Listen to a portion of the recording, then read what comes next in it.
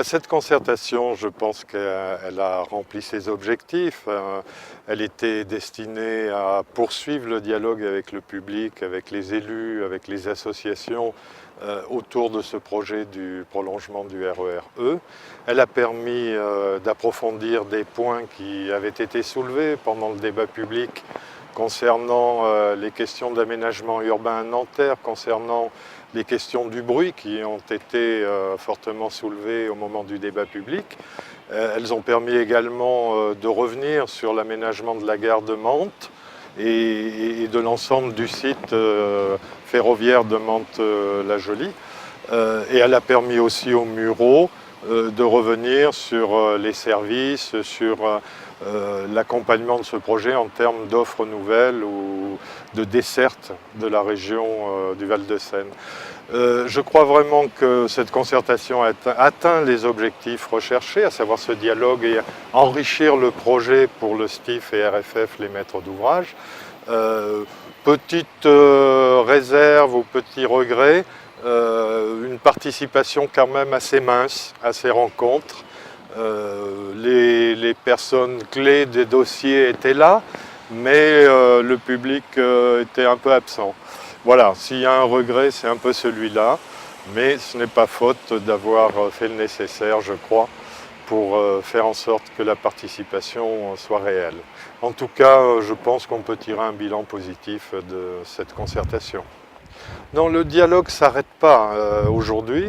La loi prévoit que les maîtres d'ouvrage ou le maître d'ouvrage d'un tel projet doit poursuivre la concertation avec le public jusqu'à la mise en service de l'ouvrage. Donc dans les mois, les années qui viennent, que ce soit RFF qui porte techniquement le projet ou le STIF qui en est un co-décideur en termes d'organisation du service et d'offre de services, je pense que cette concertation va se poursuivre, elle doit se poursuivre, notamment avec les élus, par exemple, sur des thèmes comme l'aménagement des gares, l'accès aux trains, etc. Donc, les questions de parking qui ont souvent été évoquées, l'accès, donc voilà. Donc, sur tous ces sujets, il est bien clair que le dialogue va se poursuivre. Aujourd'hui, c'est une réunion un peu conclusive de cette phase de concertation, puisqu'on évoque le dossier d'impact qui sera partie intégrante donc, de la demande d'enquête publique, du dépôt du dossier d'enquête publique. Et donc, elle est importante, cette réunion, puisque c'est quand même à partir de ce dossier que va être construit le dossier d'enquête publique qui va déboucher ensuite l'an prochain sur toute une période d'enquête publique qui, entre parenthèses, sera encore l'occasion pour les maîtres d'ouvrage d'aller à la rencontre des gens pour qu'ils donnent leur opinion sur ce projet. Alors cette réunion est la dernière réunion du cycle de concertation que nous avons engagé en mai. L'objectif dans cette phase de préparation du dossier d'enquête publique est de présenter les résultats de l'étude d'impact sur l'environnement qui a été réalisée avec, je dirais, la présentation des enjeux de notre point de vue majeurs pour le projet. Et j'en citerai 3. Le bruit, bien entendu. Nous avons une réunion lundi dernier, 19 septembre, à Nanterre pour traiter ce sujet. Les évacuations des matériaux, mais ça concerne principalement le tunnel, bien entendu.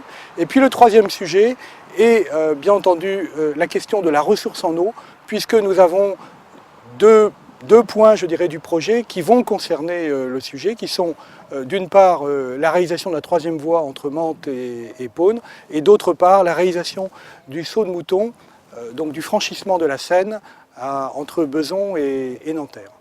Voilà donc l'objectif de cette réunion de conclusion de ce cycle de concertation.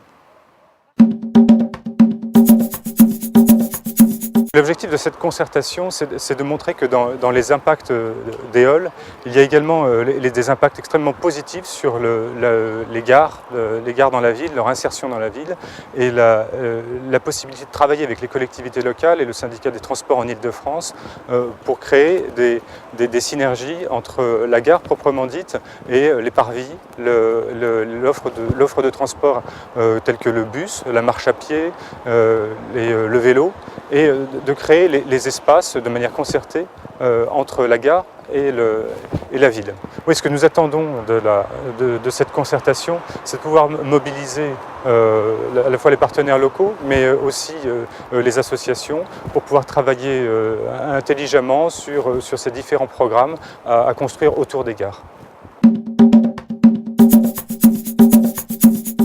L'objectif de cette dernière concertation est importante parce qu'elle touche à l'environnement et à toutes les problématiques que les personnes de notre secteur ont posées sur le bruit, sur les travaux, sur la qualité de vie qui est très forte dans notre secteur. Donc c'est une réunion très importante, surtout qu'on vient justement de travailler sur le développement économique avec plusieurs maires dans le secteur, et l'arrivée d'Éole est très importante pour nous. Donc il faut pouvoir garantir à tous nos concitoyens, bien sûr, une qualité de transport, mais aussi une qualité de vie, avec des craintes, des peurs, et toutes les questions, je pense, ont été posées, et j'espère que ce soir, on va avoir les réponses adaptées, je dirais, aux soucis naturels et réels que nos concitoyens ont posés. Donc tout ça, c'est très riche, et comme nous sommes une équipe municipale très attachée au mode de transport, pour éviter au maximum que nos concitoyens utilisent leur voiture, parce que les voitures aussi, ça fait du bruit, ça ne fait pas que polluer, ça fait beaucoup de bruit, et que notre ville de Poissy est asphyxiée par des voitures, par des camions, par des passages terribles. On travaille sur un plan de mobilité, on voit bien l'intérêt de travailler sur ce plan, mais aussi la difficulté.